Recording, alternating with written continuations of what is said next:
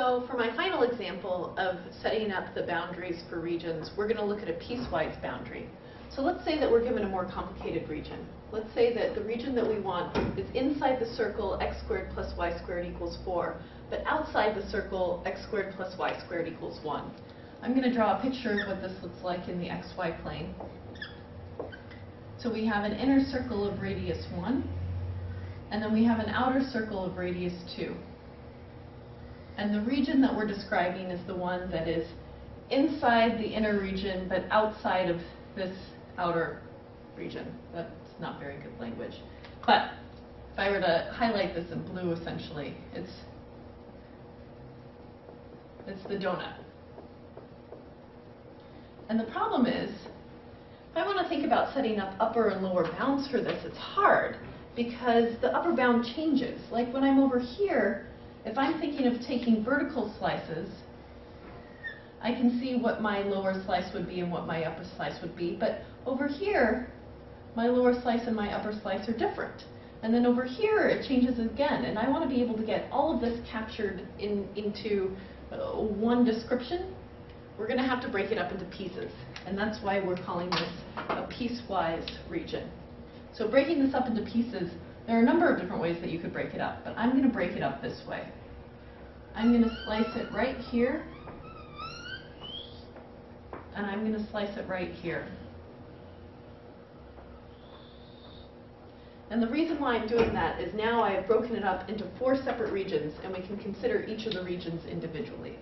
So first, let's consider what I think is the easiest of the regions. It's the region that I'm highlighting here in red. So this red region, I'll label region number 1.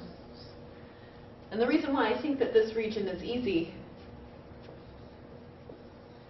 is because I know that it's a type 1 region, meaning that it has this curvy lower function and this curvy upper function, but I have these straight wall boundaries as x goes from -1 to 1.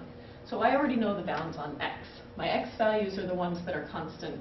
-1 is less than or equal to x is less than or equal to 1. And then I just have to find out what are the upper and lower bounds on my y's. Because I'm breaking it up into these vertical slices, I need to know what is the lower bound on my vertical slice and what is the upper bound on my vertical slice.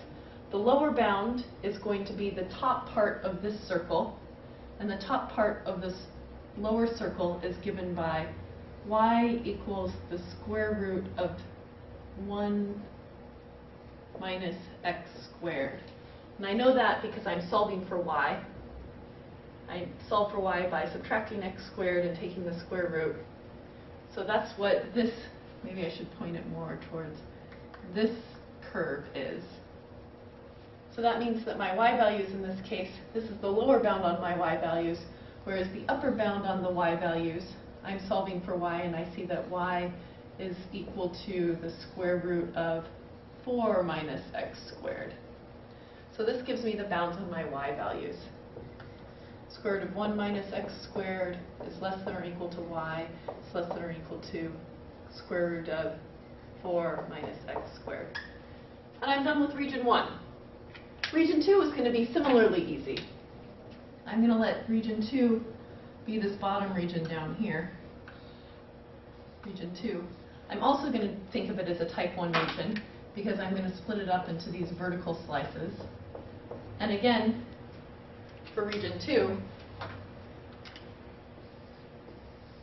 my x's are also going to be going from -1 to 1. -1 is less than or equal to x is less than or equal to 1. And my y's are going to be bounded, only this case, the lower bound is the bottom part down here, which is the square root of 4 minus x squared, that outer circle, but the lower half of the outer circle. So this is the lower half of the outer circle. I have the negative sign because the positive one was the positive arc and the negative one is the negative arc. Is less than or equal to y is less than or equal to the top part of this region, which is the square root of 1 minus x squared. So I've already done this region and this region. Now we have to do these crazy sideways regions. So for this crazy sideways region, this actually is one that's a type 3 region.